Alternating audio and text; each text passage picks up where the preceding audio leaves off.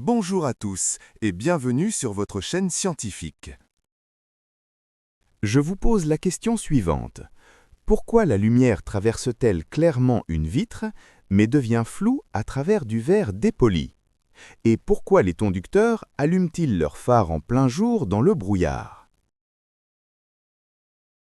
Dans cette vidéo, nous allons explorer les propriétés optiques des milieux, transparents, translucides et opaques. Vous saurez enfin classifier n'importe quel matériau selon son comportement face à la lumière. Prêt à voir la lumière sous un nouvel angle? Alors c'est parti! Et surtout, n'oubliez pas de vous abonner et d'activer la cloche pour ne rien manquer de nos prochaines leçons de physique. Pourquoi est-ce qu'on peut voir à travers une vitre, mais pas à travers un mur? C'est une question qui paraît toute simple, mais la réponse, elle, nous plonge au cœur de la physique. On va explorer ensemble comment la lumière interagit avec les différents matériaux qui nous entourent. Alors, pour commencer, mettons-nous dans une situation que beaucoup de monde a déjà vécue, être au volant la nuit, et puis tout d'un coup, les conditions de visibilité deviennent compliquées. Imaginez la scène. On est en voiture, il fait nuit. Et soudain, on entre dans un énorme banc de brouillard. La visibilité devient quasi nulle. C'est la même chose avec de la fumée ou même lors d'une tempête de sable. Le monde devient flou, un peu mystérieux. Et voilà la question centrale. Physiquement, qu'est-ce qui se passe pour que la lumière n'arrive plus jusqu'à nos yeux correctement?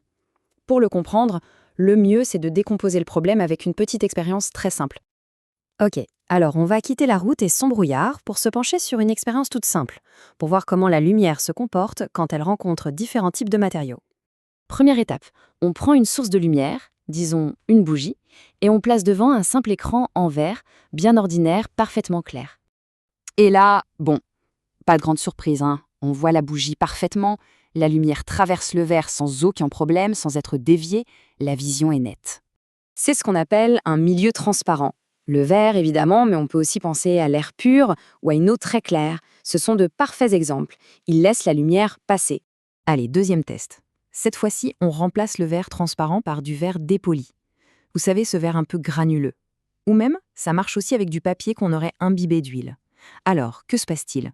Eh bien, voilà le résultat. On devine la bougie derrière, mais c'est tout flou. En fait, une partie de la lumière arrive bien à passer, mais elle est complètement diffusée. Elle part dans tous les sens. Ce genre de matériau, on dit qu'il est translucide. Il ne bloque pas la lumière, mais il la disperse, ce qui fait que l'on ne peut plus voir les objets nettement derrière.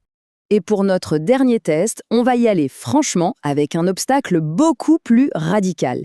Une simple planche de bois. Là, le résultat est sans appel. La bougie est totalement invisible. C'est simple, hein? La lumière est complètement bloquée. Le bois est donc ce qu'on appelle un milieu opaque, exactement comme le carton, le métal ou les murs de nos maisons. Il agit comme une barrière que la lumière ne peut pas franchir. Bon, ça y est, on a nos 3 grandes catégories. Maintenant, mettons-les côte à côte, juste pour bien visualiser ce qui les différencie. Ce tableau résume tout ça parfaitement. Avec le verre transparent, la vision est nette parce que la lumière passe sans souci. Avec le verre dépoli, ça devient flou car seule une partie de la lumière arrive à se faufiler. Et enfin, avec le bois, vision impossible, la lumière est totalement bloquée. Tout est donc une question de degré de passage de la lumière. Mais attention, ce serait un peu trop simple si c'était tout.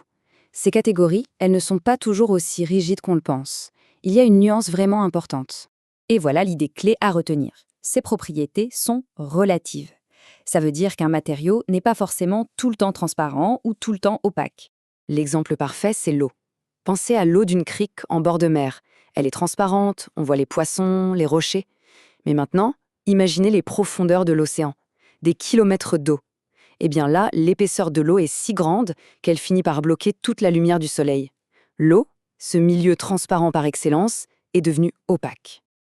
Allez, il est temps de résumer tout ce qu'on vient de voir pour avoir une vision bien claire des propriétés optiques des matériaux. Petit jeu de mots. En résumé, c'est simple. Transparent, la lumière passe, la vision est nette. Translucide, une partie de la lumière passe, la vision est floue. Opaque, la lumière est bloquée, on ne voit rien. Et surtout, le point le plus important à garder en tête, ces propriétés ne sont pas absolues, elles peuvent changer, notamment en fonction de l'épaisseur du matériau. Voilà qui conclut cette petite plongée dans l'optique. Et ça nous laisse avec une question pour la route.